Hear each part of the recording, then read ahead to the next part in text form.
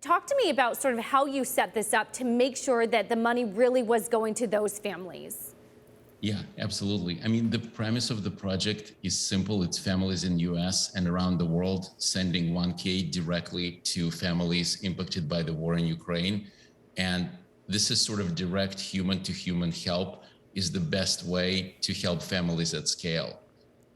How do you then make sure, though, that it isn't overtaken by, I don't know, people who are taking money away from it, right? Because you want all of that money really to go to those in need. How can you ensure the people who are donating that money and 100% of it is really going to those families? Yeah, well, this is a great question. And first off, we're not a nonprofit, so we basically take no fees. We match sponsors who go to 1kproject.org, and it literally takes 10 minutes to sign up. We then have a queue of families that were vetted based on the applications, and our volunteers are literally reading these applications around the clock. And so once you sign up as a sponsor, you basically get matched to the family and you get instructions for how to send money directly to their bank account.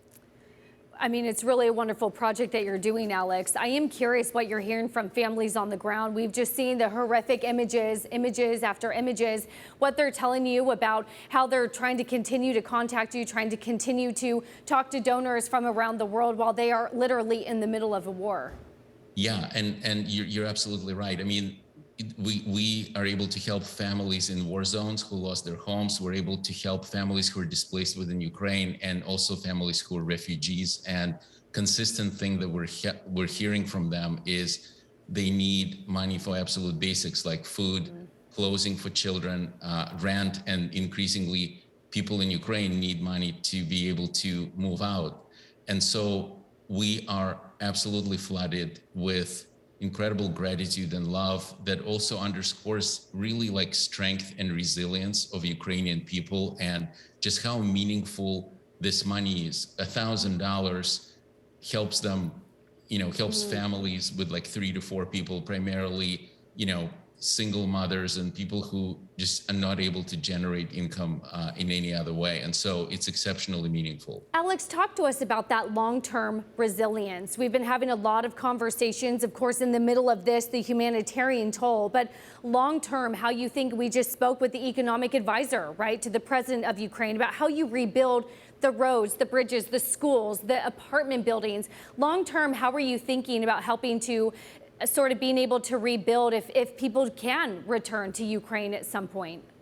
Yeah, and Taylor, honestly, I wish we can stop tomorrow. I certainly wish every day the war stops immediately, but the problem is devastation is so big and the displacement is so large. There's so many refugees. It's going to take months and years to rebuild. And so the project has its meaning and the North Star. Like our goal is to help as many families as we possibly can. So to date, we've been able to, we've raised over 2.7 million as of right now and helped over 2,200 families. We have 35,000 applications and we know that there's about 3 million or more refugees. And so we've got a really long way to go. And, every $1,000 counts because, you can make a difference and an impact. And so our mission is to continue through absolutely the end of the war, but more importantly, really be the bridge to help these Ukrainian families to come back home and to rebuild.